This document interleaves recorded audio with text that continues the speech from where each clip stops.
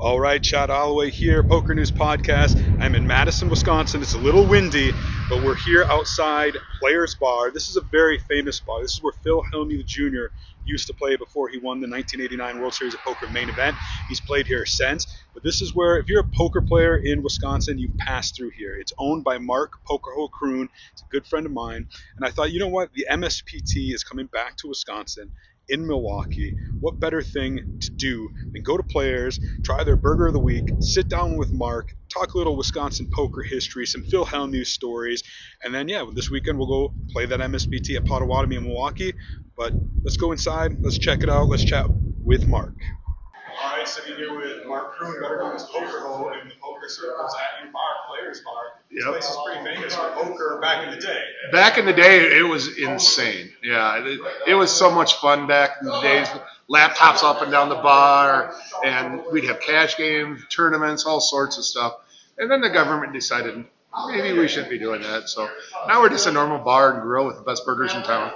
What's the history of Players Bar? Was it here before you took it over, and when did you take it over? Yeah. It's kind of funny because I joined the Army back in the early 80s.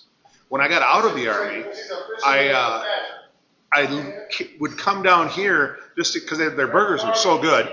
And that's when I ran into Hellmuth and all these guys, and they used to play in a little cash game right over there in the corner.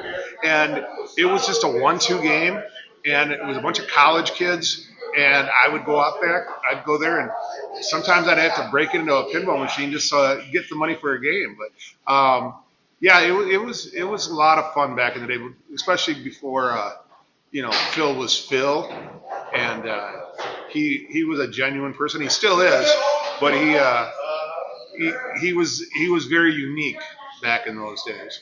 I know he's occasionally stopped in here, mingled with people. Are people really excited to see him here? Oh, absolutely. I mean, when he's in town, he'll stop down. His parents only live a couple blocks away. They're great. His dad and mom are soul eater.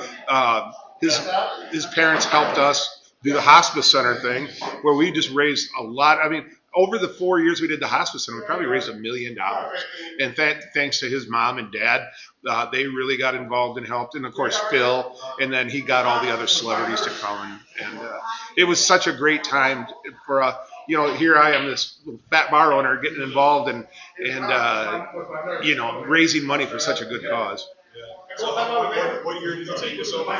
I took this over in about 90. Right after I got out of the Army, I took it over. And like I said, every Saturday there used to be a cash game in the back room for 10 years.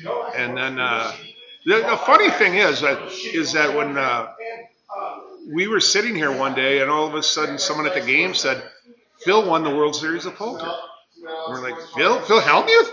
And they go, yeah, he just won the World Series of Poker. And that's back before the internet. So everything was like a delayed news, and you didn't know. But one of his buddies said something to somebody else, and we all found out. And it was like, oh, my God, he's the world champion. And then we're like, well, if Phil can do it, obviously anyone can do it, right? So that's how the whole Madison poker area all said, well, if he can do it, anyone can do it, I think. And it was awesome. And you did poker, you were an OG online guy. That's Poker Ho is your name. Yeah, I was very fortunate. I did a thing in Vegas for March Madness with a bunch of guys, and we were downtown at the Four Queens, and I saw Phil, and he said, "There's a $500 tournament. You ought to get in this tournament and play. It'll be a lot of fun." And I did, and I won the tournament. The very first tournament I ever really played, I won, and I was just hooked from then on. It was really cool. Then I got onto online poker, got to meet Annie Duke, Phil, all the people, and next thing you know, I became an online pro and got to travel the world playing poker. And it's like, for a guy that really never studied, never did a lot of the things, I just fell into the greatest life ever. And this bar has become synonymous with Wisconsin and poker because Phil was here. Anybody who's everybody in poker in Wisconsin is played here. I played here. Josh Reichard's come here. Oh, yeah, absolutely. And again, like we were talking, Gavin Smith, Annette would come here. Everybody that was anybody came here, and we played home games. Phil used to have a Christmas game, and it would just it was like a who's who of poker. It was the worst game to get in because everybody was so good, but it was so much fun.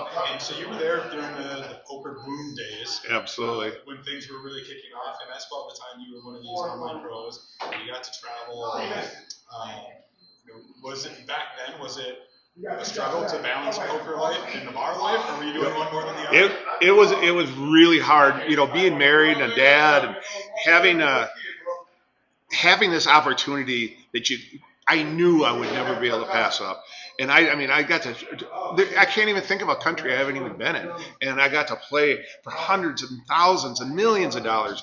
And again, here I am, this bar owner that steals quarters out of the machine to fund his online account, and you could win trips to anywhere in the world in your pajamas. And it was just such a great time. And I made so many good friends. Our online friendships are still with me today, and it's just unbelievable. And what role does poker play now in your life? I know obviously you're not the online grinder or anything, but you still play. I really wish I could get back to playing online. Again, I'm not saying I don't trust it. I just don't. It's not like it used to be, and it's not as attractive to me to travel. And I just don't play that much. I'll play at the World Series. I'll play at the MSPT coming up here. I definitely will play Aruba every year.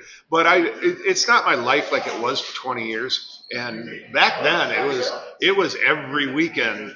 I know you did the same thing. You wake up on Sunday, you registered at PokerStars, you registered at Ultimate Bet, you registered at Full Tilt, and your day was done. And it was just a great way. You start the day, and the next thing you know, you got $50,000 in your account. Tell me about Aruba. That's pretty famous in the Wisconsin poker circles too. What's the story behind Aruba? Right. So Ultimate Bet started the Aruba Poker Classic, and back in the early days, it was a WPT event, and all the big names would be coming there. But when you're an upcoming poker player and you win your trip to Aruba online, next thing you know, all your friends want to do it too. And next thing you know, there'd be like 20 of us from Wisconsin all going to Aruba to play with Phil Hellmuth, Annie Duke, Antonio. You name it. It was a who's who. Phil Ivey. Everybody was there. And you got to play with all of them, and you got to play for $1 million. Very first year I was there, I got down to 12 people. And my table was Mike Madison, Eric Lindgren, a moneymaker who just won the World Series of Poker was sitting to my left, John Jawanda, and it was like a who's who of poker. And there I am playing six-handed with all these guys playing for $1 million for first place.